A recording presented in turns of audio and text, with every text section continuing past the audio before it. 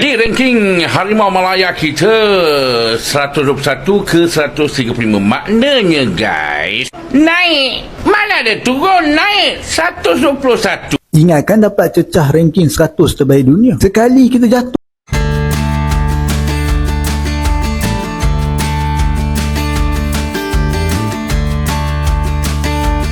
Hey, ketemu lagi dengan Rizka Yuni. Lagi panas nih di Timnas Malaysia. Peringkat dunia mereka dikabarkan turun. Dan bukan cuma turun biasa, tapi ini disebet-sebet jadi yang terburuk sejak tahun 2006. Nggak heran, topik ini langsung meledak dan jadi trending di Malaysia. Timeline penuh sama komentar netizen. Dari yang serius sampai yang bikin ngakak. Ada yang langsung mode analis.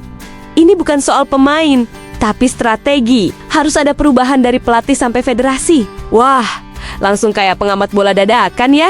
Tapi di sisi lain, netizen 62 versi Malaysia juga nggak kalah kreatif. Ada yang nyeletuk turun ranking, santailah biar nggak ditarget juara.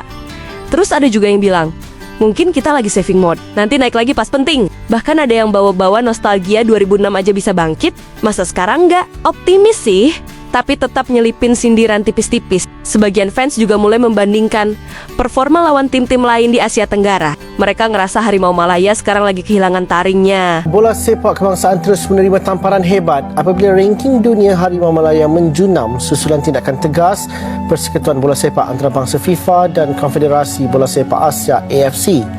Menurut kemas kini terbaru FIFA, Malaysia jatuh 14 anak tangga, sekaligus menyaksikan skuad negara kini menghuni kedudukan 135 dunia. Nak suruh aku bahas isu ranking Harimau Malaya, apakah naik ke turun?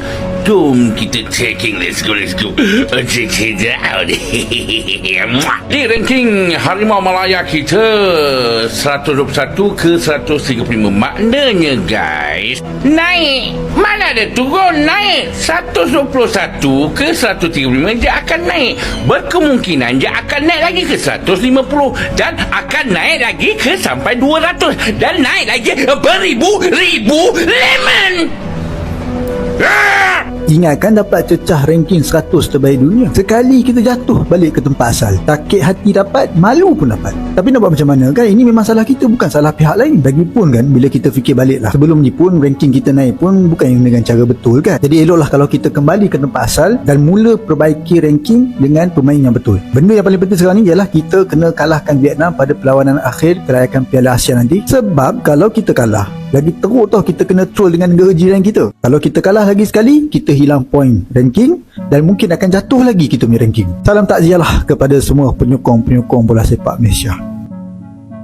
Penurunan ini sendiri tidak lepas dari sanksi FIFA terkait kasus pemalsuan dokumen yang melibatkan 7 pemain warisan. Kasus tersebut menjadi pukulan besar bagi sepak bola Malaysia dan membuat mereka berkali-kali menerima dampak negatif dari ulah sendiri. Sementara sebagian netizen masih fokus membahas soal 7 pemain siluman yang mendapat hukuman dari FIFA dan menyoroti anjloknya ranking FIFA Timnas Malaysia. Siapa yang mengarahkan pemalsuan dokumen ini dan apakah akibat yang perlu mereka tanggung? Dan bagaimana sebenarnya struktur FAM akan diubah supaya ia tidak akan berlaku lagi? Tanpa jawapan daripada soalan-soalan di atas tadi tu, bermakna setiap kejayaan yang diraih nanti sama ada Asian Cup ataupun SEA Games hanyalah sebagai satu orang cakap bangunan cantik di atas satu tanah yang masih lagi bergegar. Malaysia dihina di Mahkamah Dunia. Penalti kick kepada seluruh peminat bola sepak Malaysia. Mahkamah Sukan tertinggi dunia mendapati 2 perkara yang penting semasa menilai rayuan SAM. Pemalsuan dokumen kelayakan pemain memang berlaku. 7 pemain terlibat didapati bertanggungjawab memalsukan dokumen. CAS telah memberi verdict mereka dan sekarang kerajaan Malaysia perlu bertindak. Alip kekalkan apa yang Alip cakap sebelum ini. Ini ialah skandal yang paling memalukan dalam sejarah bola sepak Malaysia. Alip nak tanya mewakili seluruh penyokong Harimau Malaya, bila kerajaan Malaysia nak tarik IC 7 pemain palsu? Okay guys, aku buat video ni supaya FAM dan kerajaan Malaysia dapat jadikan sebagai contoh dan pengajaran yang berguna di masa hadapan. Alright. Indonesia, siapa yang aku pasti ramai orang Malaysia tak tahu benda ni. Republik Indonesia, okey, cara diorang nak cari pemain warisan memang sangat-sangat rapi, sangat-sangat jujur, tepat dan open. Okey, nampak gambar kat atas ni, nampak gambar ni. Diorang bincangkan dekat parlimen tau. Kalau dekat Indonesia dipanggil DPR, kat Malaysia ni dipanggil parlimen. Apabila diorang dah jumpa pemain-pemain yang diorang kenal pasti mempunyai darah Indonesia lah, dan diorang akan bincangkan di parlimen secara live, dan live tersebut ditunjukkan kepada umum, kepada publik, supaya semua dapat tahu. Sedangkan semua benda yang paling kita takut selama ni akhirnya dah jadi kenyataan. AFC dah sahkan secara rasmi yang Malaysia bersalah sebab turunkan pemain yang tak layak bermain dalam kelayakan Piala Asia. So official decision. Tahniah, kita telah tutur sejarah yang sangat memalukan. Dan secara teknikal kita dah delete semua usaha keras main atas padang, yang mana yang kita menang 2-0 lawan Nepal tu sekarang dah jadi kita kalah 3-0. Lawan Vietnam yang kita menang 4-0 hari tu dah tertulis sebagai rekod kalah 3-0. So kita hilang 6 poin. Dan bukan saja hilang mata, duit rakyat pun dah terbang, kena denda $50,000, yang mana kalau $50 tu lebih kurang 197,000 lah lebih kurang. Bayangkan berapa banyak duit yang kita boleh gunakan untuk pembangunan kaum dengan duit sebanyak tu. Betul tak?